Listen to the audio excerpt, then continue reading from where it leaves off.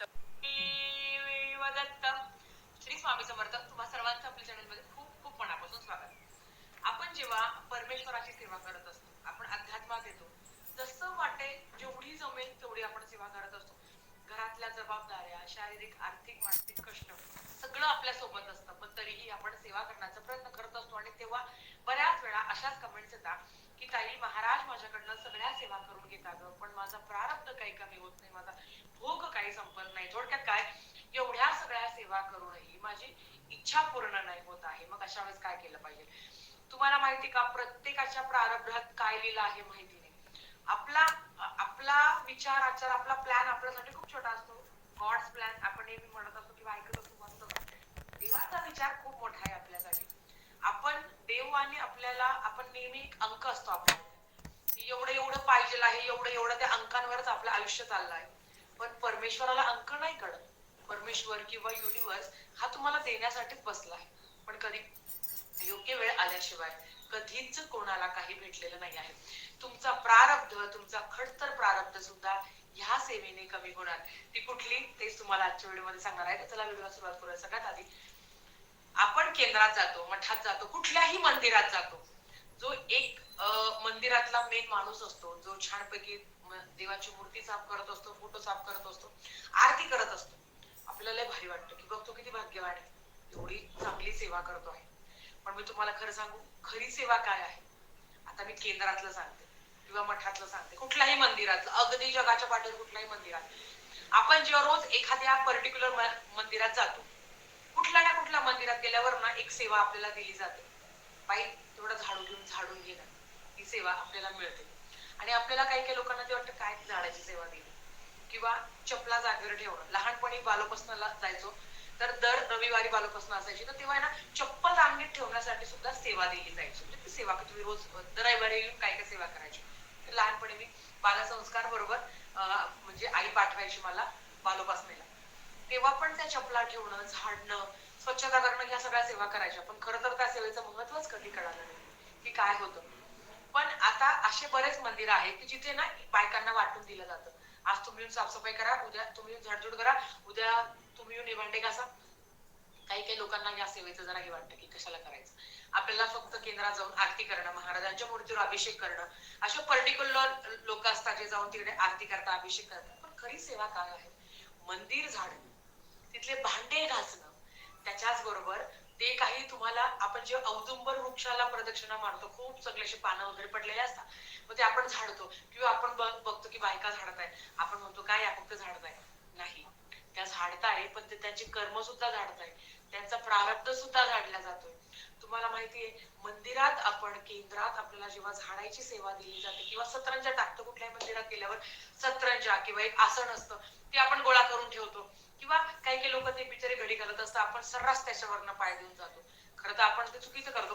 पण ही जी सेवा आहे ना, ही तुमचा भोग कमी करणारी आहे, ही सेवा तुमचं प्रारब्ध कमी करणारी आहे.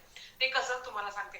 जेव्हा आपण महाराजांचं मंदिर, महाराजांचा दरबार, मठ, मंदिर, केंद्र, कुठलंही मंदिर जेव्हा झाडत असतो, तेव्हा साक्षात परमेश्वर आपले कर्म, आपला भोग हे झाडत असतात. हे सगळ्यात महत्वाचं आहे की जेव्हाही आपण सेवा करत असतो ना, तर परमेश्वर आपले भोग झाडत असतात. आपले चांगले, आपल्याला चांगली प्रगती होण्याचे मार्ग आपले मोकळे होतात.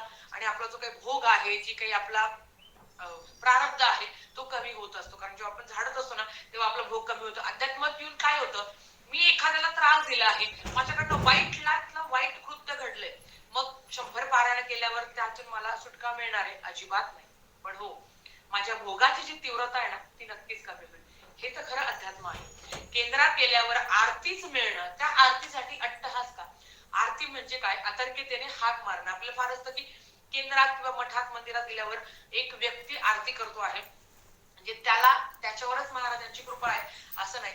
आपण, मला बऱ्याच कमेंट येतात या मला आरती नाही मिळत किंवा मला नैवेद्य घेऊन जायचं, आणि प्रत्येकाला वाटतं की माझ्या घरातलं अन्नग्रहण महाराजांनी करावं. आजही असंख्य अशी केंद्र आहेत जिथे रोज अनुभव येता महाराज अन्न ग्रहण करतात.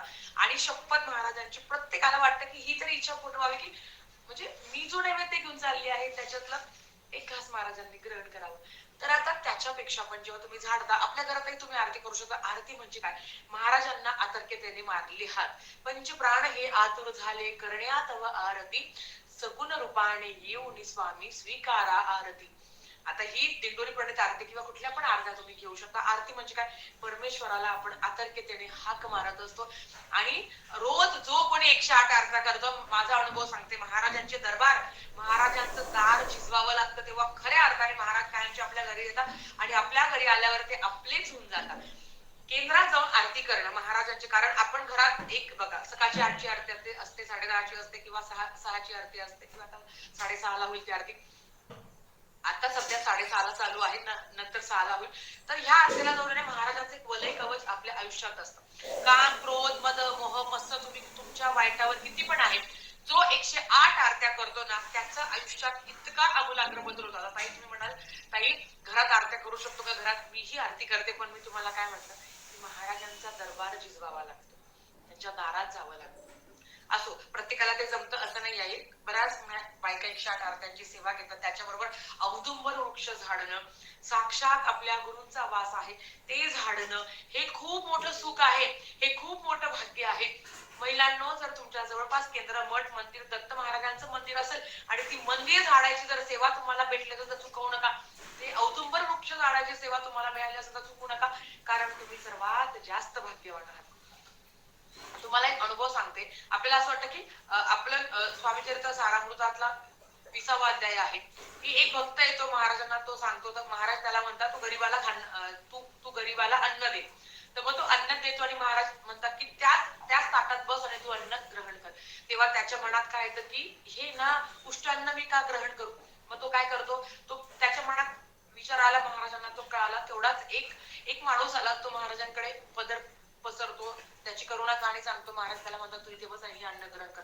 क्षणाचाही विलंब न करता तो ते अन्न ग्रहण करतो. महाराज त्यांना म्हणतात, तू मुंबईला जा आणि तुला तुझ्या अडचणी दूर होतील. नक्कीच तो मुंबईला येतो, उगाच भटकू लागतो आणि मग एक दिवस सकाळी बाई एका दाराच्या बाहेर त्याला 10,000च्या नोटा आणून दिल्यासत्वर ती बाई त्याला 10,000च्या नोटा आणून देते. ती थोडक्यात काय, महाराजांवर विश्वास ठेवा, कुठलंही कार्य, कुठलंही काम हे कमी नाही आहे.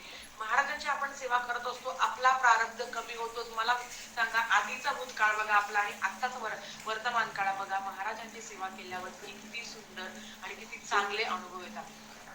जो कोणी महाराजांची प्रामाणिकपणे सेवा करत असतो, शेवटी आपले कर्म खूप महत्वाचे असतात. आपला प्रारब्ध कमी व्हावा, कारण आपण खूप काही गव्हाड घेऊन आलेलो आहे मागच्या जन्माचं.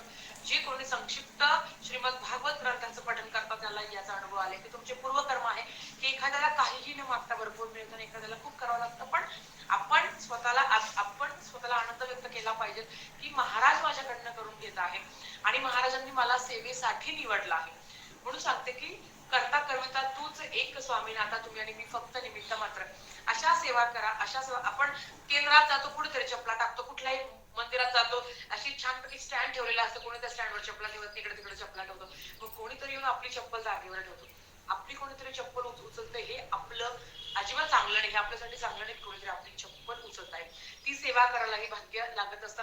आजही आपण बऱ्याच केंद्रात बघतो, आमच्या केंद्रातल्या मावशींचे कितीतरी आर्थिक अडचणी ह्या सेवेने कमी झालेल्या आहे. ज्यांना लिहिता वाचता येत नाही, फक्त केंद्रात येणं, महाराज माझे आहे, मी महाराजांचा झाडझूडची सेवा करणं, भांडे घासणं किंवा औदुंबरचं अशा परिसर झाडणं, ह्या सेवा करूनही त्यांचे कितीतरी लाखाचे त्यांचे कर्ज नील झालेले आहे.